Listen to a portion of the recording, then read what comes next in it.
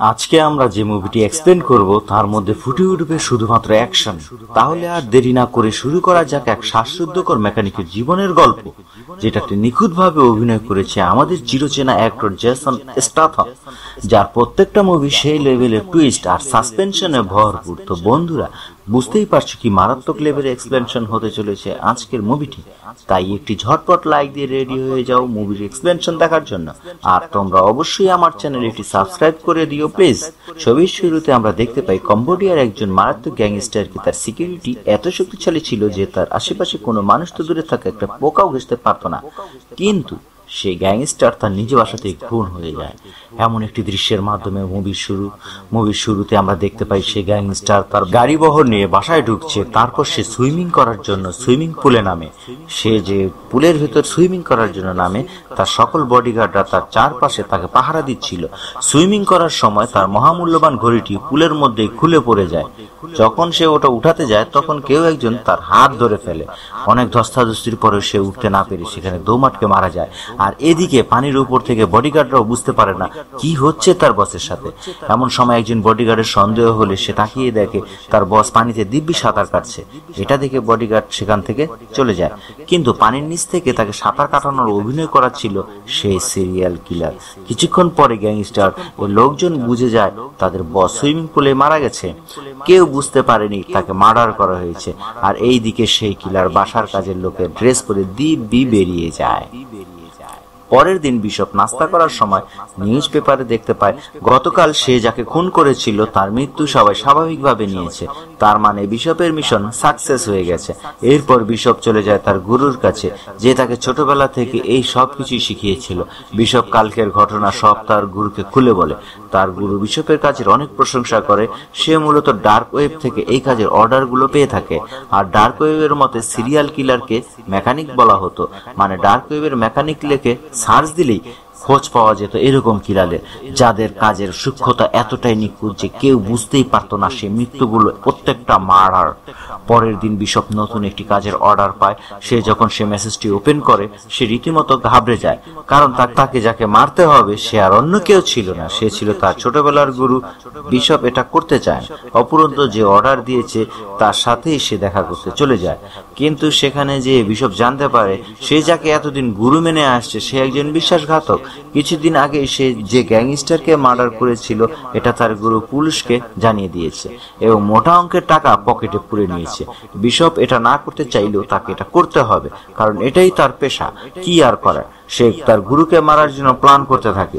2 দিন পর সে একটা মোক্ষম সুযোগ পেয়ে যায়। সে তার গুরুকে কল করে বলে, আমি ডার্ক ওয়েবে দেখলাম তোমাকে মারার জন্য কেউ একজন লোক পাঠিয়েছে, তুমি আমার কথা মতো কাজ করো। হ্যারি তার কথা মতো সকল ইলেকট্রিক তারগুলো কেটে ফেলে ও সিসিটিভি ক্যামেরার সিগন্যালগুলো ড্যামেজ করে দেয়। এরপর ইমার্জেন্সি সার্ভিস লিফটে করে সে পার্কিং লটে চলে আসে। হ্যারি সেখানে এসে দেখতে পায় বিশপ আগে থেকেই সেখানে হ্যারির জন্য অপেক্ষা করছে। হ্যারির আর বুঝতে বাকি থাকে না তাকে যে মারতে এসেছে সেটা বিশপ নিজেই। কিন্তু হ্যারির আর কোনো উপায় ছিল না, কারণ তার কাছে কোনো ডিভাইস নেই যে কাউকে ডাকবে। এমনকি সে আসার সময় নিজেই সিসিটিভি ক্যামেরাগুলো ডিসেবল করে দিয়ে এসেছে। এখন কেউ জানতেও পারবে না হ্যারি কোথায় আছে। হ্যারি এটাও দেখে যে বিশপ তার গাড়ির উইন্ডোতে 2টা গুলি আগে থেকেই করে রেখেছে, যেন তার মৃত্যুর পর সবাই বুঝতে পারে হ্যারি কোনো গাড়ি ডাকাতের আক্রমণে পড়ে গেছে। অবশেষে হ্যারি বলে, এই ছিল তোমার মনে? তখন বিশপ বলে, আমিও তোমাকে অনেক বিশ্বাস করতাম, কিন্তু তুমি যে বিশ্বাসঘাতক সেটা তো আমি জানতাম না। তখন হ্যারি তার কাছে থাকা অনেক দামি একটি পিস্তল বের করে। সেটা সে কোনোদিন কাউকে দেখায়নি। এটা বের করে সে তার নিজের গাড়িতেই 3টে গুলি করে। এর কারণ জানতে চাইলে হ্যারি বলে, আমার মৃত্যুর পর সবাই যেন এটা না ভাবে আমি অসহায়ভাবে মরে গেছি। সবাই যেন এটা জানতে পারে যে আমিও তাদের সাথে ফাইট করেছি এবং তারপরে মারা গেছি। এরপর সেই পিস্তল বিশপের হাতে দিয়ে হ্যারি তাকে গুলি করতে বলে। তখন বিশপ বলে, তুমি তো চাইলে নিজেকে বাঁচানোর চেষ্টা করতে পারতে। তখন হ্যারি তাকে বলে, আজকে তুমি আমাকে না মারলেও কালকে অন্য কেউ এসে আমাকে ঠিকই মেরে ফেলবে, কারণ ডার্ক ওয়েবে একবার অর্ডার হয়ে গেলে সেটা ফেরানোর কোনো সুযোগ নাই। হ্যারির কথা শেষ না হতে বিশপ হ্যারিকে গুলি করে দেয়। এই বিশপ এতদিন অনেক খুন করলেও হ্যারির খুনটা তাকে অনেক কষ্ট দেয়। পরের দিন দেখা যায় হ্যারির ছেলে স্টিভ তার বাবার কবরের পাশে দাঁড়িয়ে আছে। বিশপ সেখানে গেলে স্টিভের সাথে তার কথা হয়। স্টিভ বিশপকে আগে থেকেই চিনত। স্টিভ তার বাবার সাথে না থাকলেও তার বাবাকে সে অনেক ভালোবাসতো। বিশপ যে তার বাবাকে মেরেছে এটা স্টিভ জানতো না। বাসায় এসে স্টিভ বলতে থাকে, একবার যদি সে খুনিকে খুঁজে পাই আমিও তাকে সেভাবেই মেরে প্রতিশোধ নেব। আমার ইচ্ছা করছে এই শহরের সব গাড়ি চোরগুলোকে একসাথে মেরে ফেলতে। বিশপ এসব শুনে মুচকি হেসে সেখান থেকে চলে যায়। সেই রাতে স্টিভ গাড়িতে বসে তার বাবার কথাই ভাবছিল। এমন সময় সেখানে একটি সিসকে চোর এসে স্টিভের দিকে পিস্তল তাক করে ধরে এবং বলে, তোমার কাছে যা আছে সব দিয়ে দাও, নয়তো তোমার মাথার খুলি উড়িয়ে দেব। স্টিভ তো এরকম কারোর জন্যই অপেক্ষা করছিল। সে উল্টো গাড়ি থেকে নেমে সে চোরকে বেদম পেটাতে থাকে। স্টিভ যখন চোরকে একেবারে মেরেই ফেলছিল তখন বিশপ এসে তাকে থামায়। এরপর বলে, যাকে তাকে এরকম করে মেরে ফেলে কি লাভ? যে তোমার বাবাকে মেরেছে তাকে খুঁজে বের করো। পরের দিন স্টিভ বিশপকে বলে, আমার বাবা তোমাকে সব শিখিয়েছে, এটাই আমার বাবার বড় ভুল। বাবা যদি তোমাকে না শিখিয়ে আমাকে শেখাতো তাহলে আর এভাবে তাকে মরতে হতো না। এবং স্টিভ আরো বলে যে তুমি আজকে যা যা অর্জন করেছো সব আমার বাবার জন্যই, তাই তোমার এই ঋণ শোধ করতেই হবে। তুমি যা যা জানো সব আমাকে শেখাতে হবে।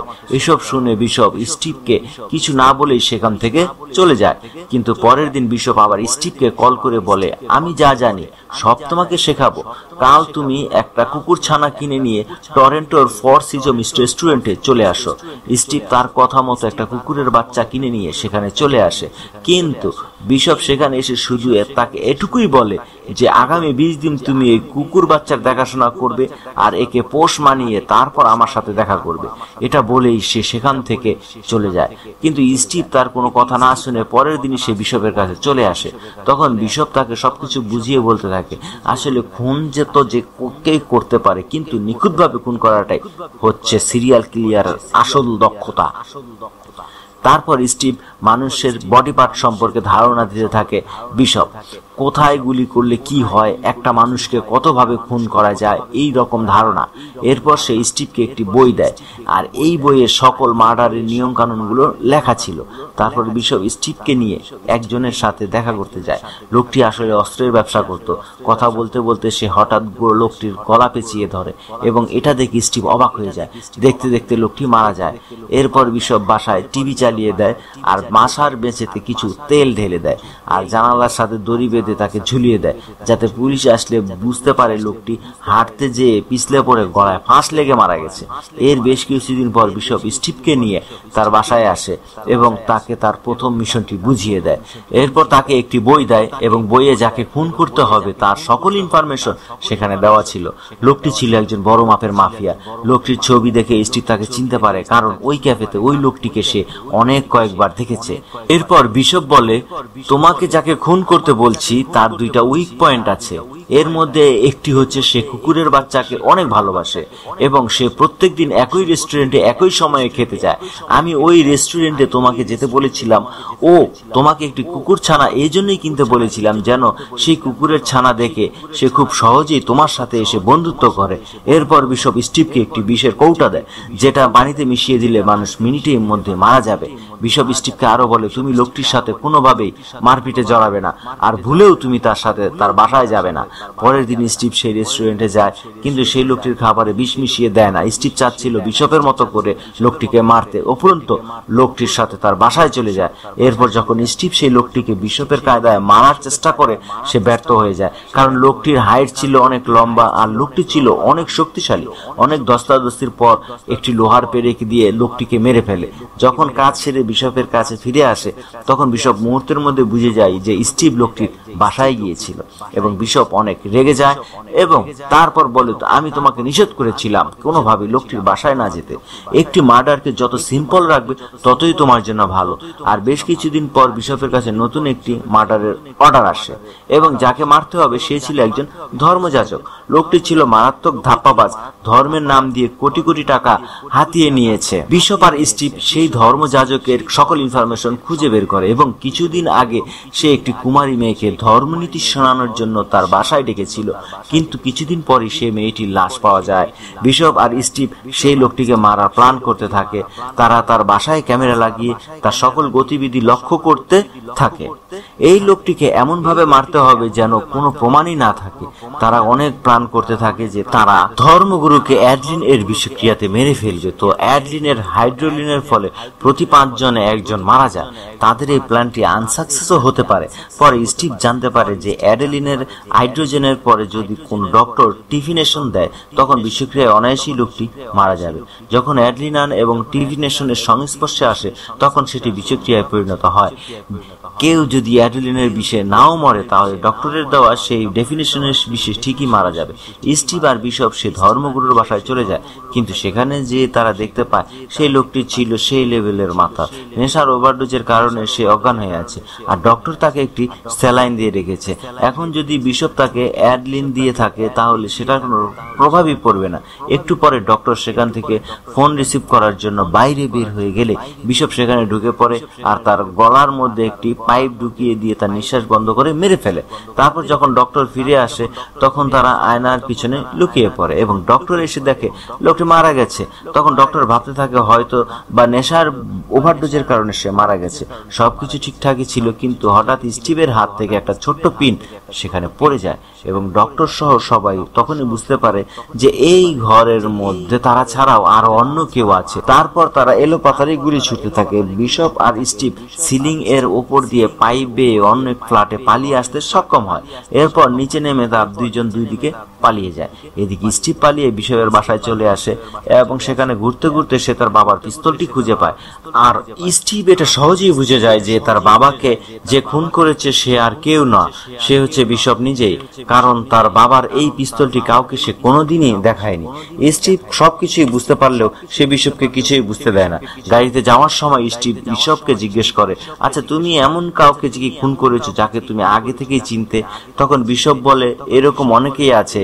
এমন সময় বিশপ দেখতে পায় স্টিভের পকেটে তার বাবার সেই পিস্তলটি। তখন আর বিশপের বুঝতে দেরি হয় না যে স্টিভ তার বাবার খুনের সম্পর্কে সবকিছুই জেনে গেছে। এখন বিশপ স্টিভকে ইঙ্গিত করে বলে এরকম অনেকেই আছে যাকে আমি আগে থেকেই চিনতাম, কিন্তু পেশাগত কারণে তাকে খুন করতে হয়েছে। তবে আমি এটার জন্য অনেক আফসোস করি, যা হয়েছে তুমি ভুলে যাও স্টিভ। এরপর তারা একটি পেট্রোল পাম্পে এসে দাঁড়ায় গাড়িতে তেল নেওয়ার জন্য। যখন বিশপ গাড়িতে তেল নিচ্ছিল তখন স্টিভ কিছুটা দূরে যে সেই পিস্তল বের করে গাড়ির টাঙ্কিতে গুলি করে দেয়, আর তার সাথে সাথে বিস্ফোরণ হয় সেখানে। গাড়িটি ব্লাস্ট হয়ে যায়। এরপর স্টিভ চলে আসে বিশপের পুরনো একটি বাংলো বাড়িতে এবং সেখানে বিশপ স্টিভকে 2টা জিনিস স্পর্শ করতে বারণ করেছিল। বাবার খুনের বদলা নিতে পেরে স্টিভ এতটাই হিংস্র হয়ে গিয়েছিল যে বিশপ তাকে যে 2টা কাজ করতে বারণ করেছিল সেই 2টা কাজই আগে করে।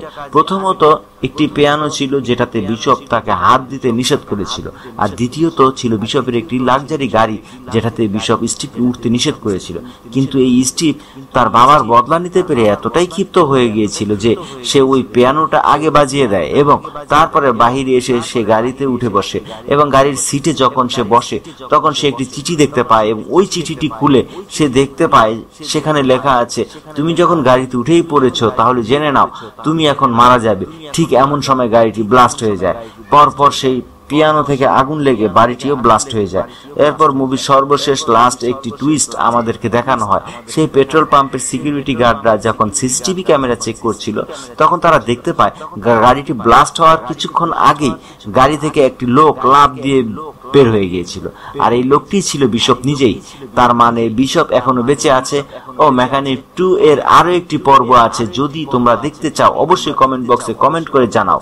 মুভি এক্সপ্লেনেশনটা কেমন হলো সেটাও আমাকে কমেন্ট সেকশনে জানাবে, আর ভিডিওটি ভালো লাগলে লাইক ও সাবস্ক্রাইব করতে ভুলবে না। তাহলে বন্ধুরা আজকের মতো বিদায়, দেখা হবে হয়তো পরবর্তী কোনো ভিডিওতে। আল্লাহ হাফেজ।